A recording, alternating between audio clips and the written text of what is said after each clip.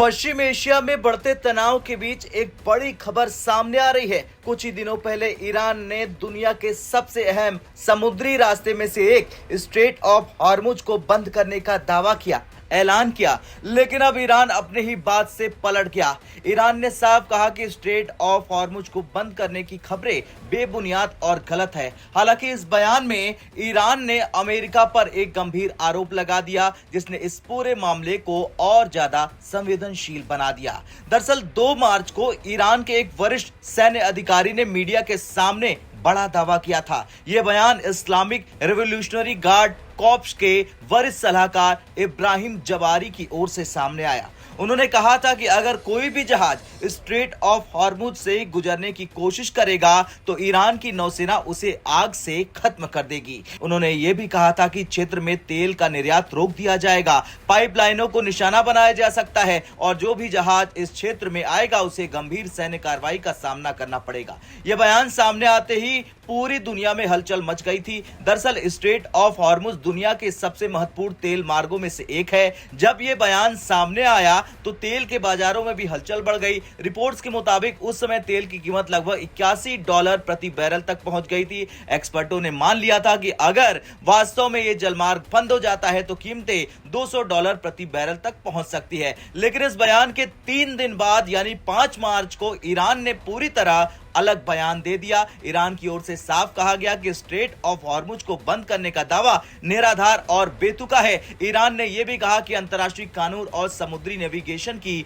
स्वतंत्रता के लिए प्रतिबद्ध है, यानी जिस रास्ते को बंद करने की धमकी दी गई थी अब उसी रास्ते को खुला बताया जा रहा है। हालांकि इस बयान के बाद ईरान ने एक बड़ा आरोप भी लगाया। ईरान का कहना है कि असल में समुद्री सुरक्षा को खतरे में डालने वाला देश अमेरिका है। ईरान ने दावा किया है कि अमेरिका ने उसके एक नौसैनिक जहाज पर हमला किया था। यह जहाज था IRIS देना।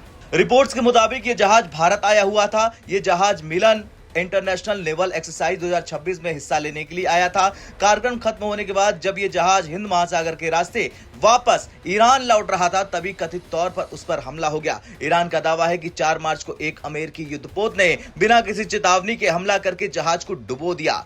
ईरान के मुताबिक उस जहाज में लगभग 130 नाविक सवार थे। इस हमले में 100 से ज्यादा लोगों की जान चली गई। ईरान ने इसे अंतर्राष्ट्रीय कानून का गंभीर उल्लंघन भी बताया। अब सवाल उठता है कि आखिर स्ट्रेट ऑफ हॉर्मुज इतना महत्वपूर्ण क्यों है? दरअसल ये एक संकरा समुद्री जलमार्ग है जो फारस की खाड़ी को ओमान की खाड़ी से जोड़ता है। इसके बाद यही रास्ता अरब सागर से जुड़ जाता है। इस जलमार्ग के उत्तर में ईरान, दक्षिण में संयुक्त अरब अमीरात और ओमान स्थित हैं। यह रास्ता भारत के लिए भी महत्वपूर्ण है क्योंकि भारत अपनी बड़ी मात्रा में तेल और ऊर्जा आपूर्ति इसी क्षेत्र से प्राप्त करता है। अगर कभी इस मार्ग पर संकट आता है तो इसका सीधा असर तेल की कीमतों, व्यापार और ऊर्जा सुरक्षा पर पड़ सकता है। खैर, कुल मिलाकर स्ट्रेट ऑफ हॉर्मुज को लेकर ईरान के बयान अब दुनिया भर में चर्चा का विषय बन गए हैं। पहले इसे बंद करने की धमकी और फिर उसी दावे से पलटना इस पूरे घटनाक्रम को और ज्यादा जटिल बना देता है। अब बड़ा सवाल यही है कि क्या ये केवल बयानबाजी है या फिर आने वाले समय में इस महत्वपूर्ण समुद्री मार्ग पर तनाव और बढ़ सकता है, क्योंकि अगर कभी स्ट्रेट ऑफ हॉर्मुज पर संकट आता है तो उसका असर केवल मध्य पूर्व ही नहीं बल्कि पूरी दुनिया की अर्थव्यवस्था पर पड़ेगा।